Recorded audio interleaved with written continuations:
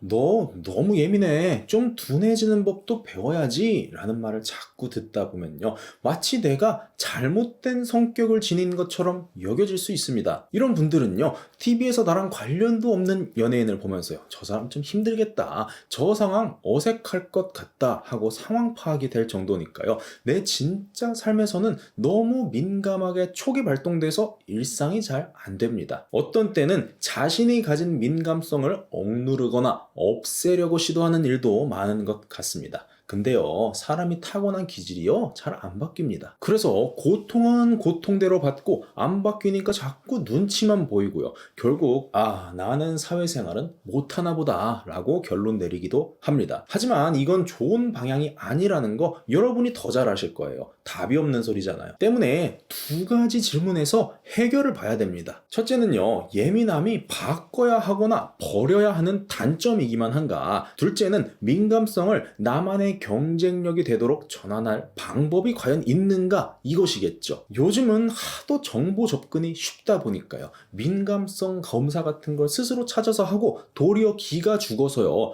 나는 역시 안 되는구나 하고 체념하는 분들도 많습니다. 나 같은 유형은 어차피 사회생활 못해 하고 자기 입으로 말하는 제 지인도 있어요. 하지만 이건 민감성을 확인만 하고요, 방향성이 생략되었기 때문입니다. HSP라는 개념과 검사 방법을 만들어낸 당사자인 일레인 아론 박사는 이렇게 표현을 합니다. 예민함은 인간이 세상을 더 깊이 탐구하도록 유도하는 자질이다 라고 말하고 있어요. 단순한 나약함이나 결함이 아니라요, 오감과 정서적 반응의 스펙트럼이 넓은 강점이라는 겁니다. 검사한 다음에 좌절하라고 만든 게 아니라요, 좋은 거니까 활용을 좀 해보라고 이 사람이 제안을 한 겁니다. 없애버릴 특성이 아닌 거예요. 니체도요, 인간이 지닌 본성의 힘은 억압될 때 도리어 왜곡된 형태로 발현된다 라고 주장했습니다. 강점이 될 수 있는 요소를요, 무리하게 억누르면 부작용만 더 커진다는 뜻이에요. 그렇다면 이 예민함이란 걸 무기로 삼아서 업적을 내는 현실적인 전략은 어떤 게 있을까요? 가장 먼저는요,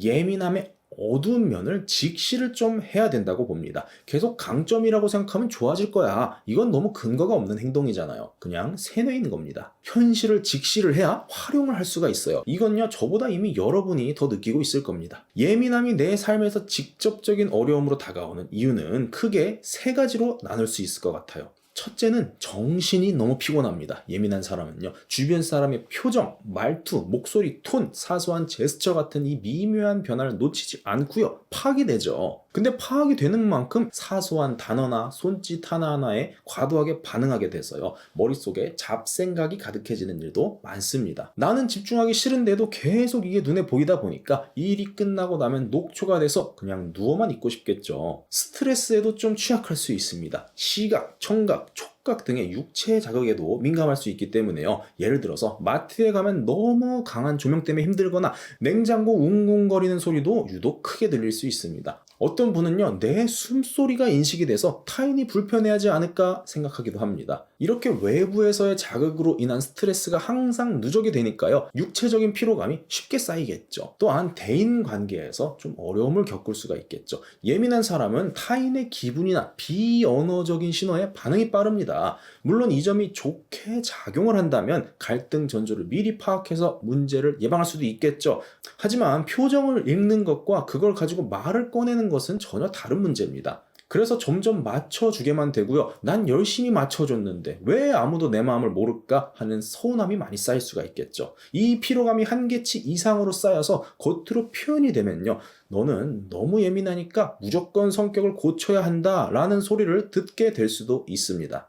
하지만 예민함은요, 부정할 수 없는 강점도 있습니다. 장점을 말하는 거기 때문에 이제부터는 단어도 약간 다르게 표현해 볼게요. 고급 센서라고 한번 불러보겠습니다. 여러분은요, 섬세한 센서를 가지고 있는 거예요. 남들이 흘려버리는 작은 정보, 미세한 표정 변화를 빠르게 포착을 합니다. 내 생각을 표현할 줄만 알면요, 손해볼 확률이 남들보다 훨씬 적습니다. 이익 앞에서 남들이 적당히 얼버무리는 순간을 바로 잡아낼 수도 있고요. 뭔가 불안 요소가 있다라고 판단되면은 일이 터지기 전에 제때 문제 제기를 할 수도 있습니다. 타인에 대한 욕구 파악도 잘 됩니다. 미묘한 감정과 분위기를 바로 캐치할 수 있으니까요. 맞춤 서비스나 디자인처럼요. 고객이 말로 설명하기 어려운 분야, 이런 분야에서도요. 소비자가 원하는 결과를 만들어내는 사람이 많습니다. 제 친구들 중에서도요, 디자인을 업으로 해서 지금까지 살아남은 애들은 거의 다 민감성인 경우예요. 프로이트는요, 인간의 무의식과 감수성은 창작의 뿌리라고 표현했습니다.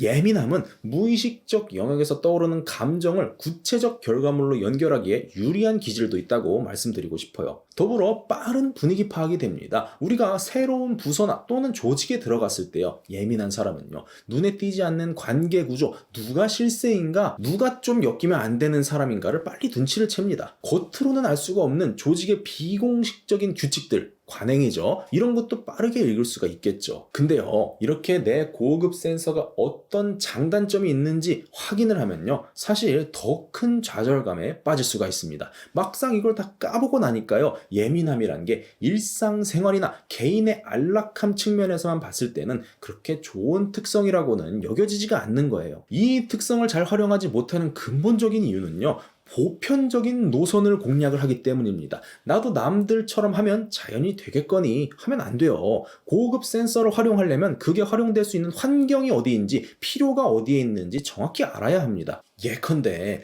집에서 몸무게를 재요. 근데 실험실에서 쓰는 100만 원짜리 저울, 이런 거 쓰지 않잖아요. 반대로 실험실에서 0.00001 단위의 계량을 하는데요, 2만 원짜리 체중계 안 씁니다. 이렇게 여러분의 보편적이지 않은 특성이 강점이 되려면요, 필연적으로 자신의 업과 직접 연결이 돼야 합니다. 그렇다면 이 민감함을 부정에서 긍정으로 전환하기 위한 핵심 전략이 필요할 것 같아요. 지금부터는요, 시장 경제에서 민감 특성이란 게 어떤 영역에서 절대적 우위로 작용하는지 설명해 보겠습니다. 사람이 생각을 실천으로 옮기기 위해서는요, 필수적으로 내가 할 수 있겠다라는 생각이 들어야 됩니다. 사람은 그래야 시도를 해요. 때문에 들어보시고 진짜 맞는 말인지 타당한지 확인을 해보시란 거예요. 여러분 식당 다들 가실 겁니다. 가실 때 어떤 기준으로 방문을 하시나요? 당연히 맛있어야 하겠고요. 분위기도 좋아야 할 것이고 청결하기도 해야겠죠. 근데 여러분 사업이 계속 안 되고 뭐가 잘 안 풀리는 업자들하고 직접 이야기해 보신 분 있나요? 나는 이렇게 맛있게 하는데 이 동네는 입맛이 저렴해서 안 되나 봐.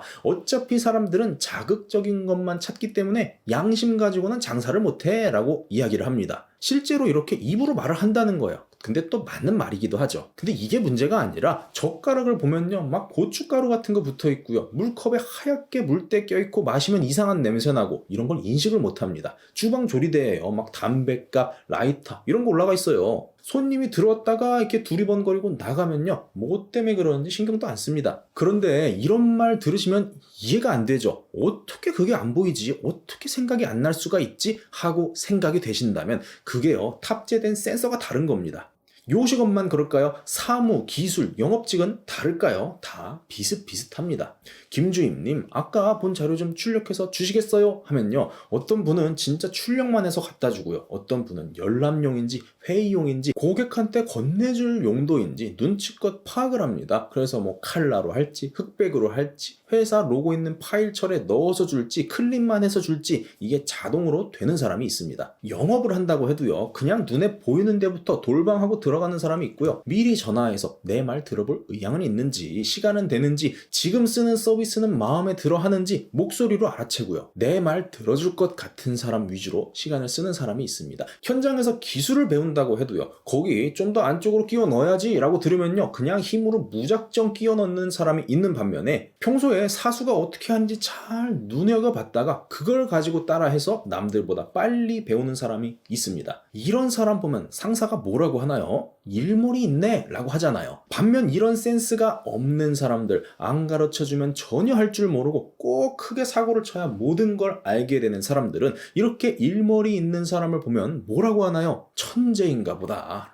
라고 합니다. 본인은 욕먹고 고생하고 돈 내고 배운 걸요, 이 사람은 그냥 자동으로 하니까요. 가르쳐주지도 않았는데 눈치껏 혼자 하면요, 그거 대단한 겁니다. 우리가요, 시장, 경제, 산업 현장에서는요, 어쩔 수 없이 상대적인 평가에 의해서 성과가 결정이 됩니다. 성격이 좋고요, 친하다고 써주는 것 같아 보여도요, 중요한 일, 진짜 필요할 때는 그런 사람 안 씁니다. 일머리 좋고 똑똑한 사람이 무조건 우대를 받는데, 예민한 사람이요, 자기가 몰두할 일을 찾고 기술을 쌓게 되면 그 경쟁력을 남보다 쉽게 얻을 수 있는 겁니다. 이 내용을 듣기만 하지 마시고요, 인정할 것은요, 부정 특성도 강점도 인정을 해보세요. 그래야 내 민감함이라는 이것을요, 쓰임새에 따라 굉장히 강해지는 이길 수 있는 카드다 라고 인식이 됩니다. 그러면요, 막 남들이 예민하다고 뭐라 그래요, 꼽을 줘요, 그래도 다르게 해석할 근거가 생기는 거예요. 근거가 있어야 내 행동에 자신감이 생겨서 활용할 수가 있습니다. 만일 주변에요, 적당히 해, 그러니까 힘든 거야 라는 식의 조언만 지나치게 내놓는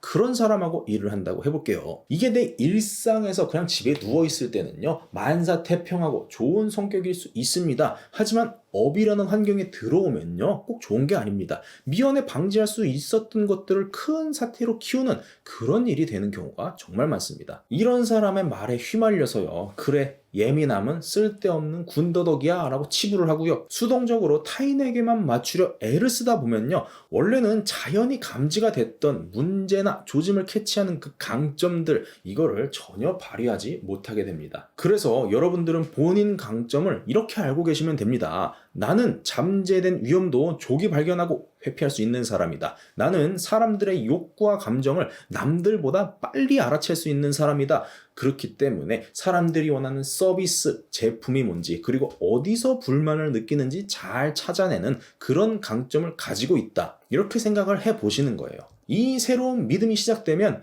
그동안 나는 왜 이렇게 예민하기만 할까 하고 자책하던 시선들이 바뀔 수가 있겠죠. 그리고 그걸 사회에서, 대화에서, 일상에서 말을 하고 사용할 수도 있게 될 겁니다. 물론요, 이걸 논리적으로 설득할 수 있는 능력이 반드시 함께 있어야겠죠.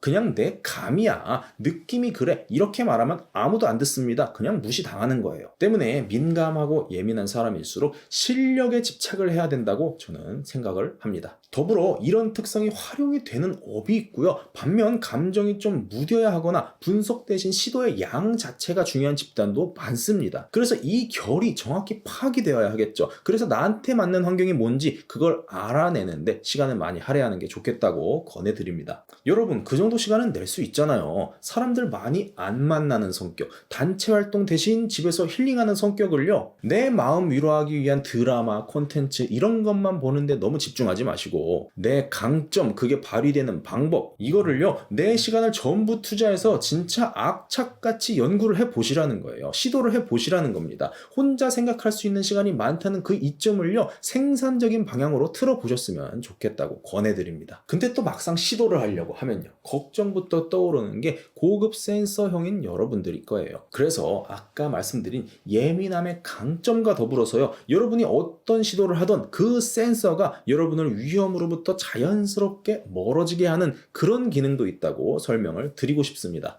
이런 성격은 뭘 해봤자 큰 문제 안 일으킨다는 거예요. 예민하지가 않은 사람은요, 사고를 쳐도요, 빨리 감정을 추스를 수 있고요, 웬만하면 누가 핀잔을 줘도 대수롭지 않겠죠. 그래서 감정에 문제가 생기지 않아서 이것저것 다 시도할 수 있습니다. 엄청난 강점이죠. 근데 강점만 있는 게 아니라는 겁니다. 본인의 감정에 리스크가 없는 것이지 현실에서의 일에서도 리스크가 없는 건 아닌 거예요. 업에서의 문제는 내가 감정 한번 잘 추스른다고 끝나는 간단한 문제가 아니잖아요. 이 관계자와 문제, 구조적인 문제, 조직적으로 얽힌 책임들을 풀어내야 합니다. 이건 내적인 일이 아니에요. 외적 관계자들이 동의를 해주지 않으면 몇 년이 가도 끝나지 않을 수 있습니다. 이건 무감하다고 감당할 수 있는 그런 문제가 아닌 거예요. 근데 여러분은 이런 심각한 문제로부터 자동 방어가 되는 겁니다. 애초에 상대 감정이나 파벌, 관계가 잘 읽힌다는 것은요, 위험을 회피할 수 있는 이 선택권들이 여러분에게 많이 열려 있다는 겁니다. 원치 않는 분쟁을 애초에 감지하고 피할 수도 있고요, 감당 가능한 것을 취사 선택할 수 있다는 거예요. 우리가 일이라는 게요, 꼭 진취적으로 다 해야만 뭐가 되는 게 아닙니다. 손해가 되는 건 적극적으로 회피하는 것도 필요해요. 내가 모든 기회, 모든 가능성을 선택하고요. 반면 모든 문제, 모든 어려움들 이걸 힘으로 밀고 나가려 하고 강하게 사람들과 대응하기 시작하면요. 돈도 체력도 시간도 기회도 다 날아갑니다. 내가 감당할 수 있는 건가? 이 실리를 따져보고 그거에 집중을 하고요. 그것과 다른 것은 회피하는 때도 무조건 필요하다는 거예요. 다른 건 몰라도요. 여러분은 그 부분이 뭔지 파악하는 능력이 남들보다 조금이라도 더 있다는 겁니다. 그래서 내가 시도하면 문제 생길 거야, 큰일이 날 거야, 망할 거야, 이 생각은 좀 접어두시는 게 좋겠습니다. 합리적이지도 않고 상식적이지도 않은 생각인 거예요. 그런 조건을 가지고 있지 않으시니까요. 여러분들께서는 이미 섬세한 감각을 지니고 계시기 때문에, 그리고 그걸 활용하는 방법을 알기 때문에 이 내용을 통해서 예민함이 결함이 아님을 재확인하셨을 거라 생각합니다. 내가 가진 센서의 용도를 더 명확히 파악해서요. 시장과 업무와 인간관계에서요. 남들이 파악하지 못한 정보를 먼저 캐치를 하고 이익으로 전환시키는 시도를 한번 해보세요. 여러분은 그런 능력을 발휘할 조건을 갖췄기에 이 영상을 여기까지 시청하셨을 것이라 믿습니다. 자신의 고유성을 잃지 않으면서도 현실에서 당당하게 능력을 발휘하는 여러분 되시기를 응원드리고요. 오늘은 너무 이 섬세한 성격인 사람 편에서만 서서 강점을 소개드린 것 같아서, 반대로 감각이 무딘 사람은 어떤 강점이 있고 어떤 상황을 조심해야 하는지도 견해를 풀어보는 시간 가져보겠습니다. 여기까지 영상 시청해주셔서 감사합니다.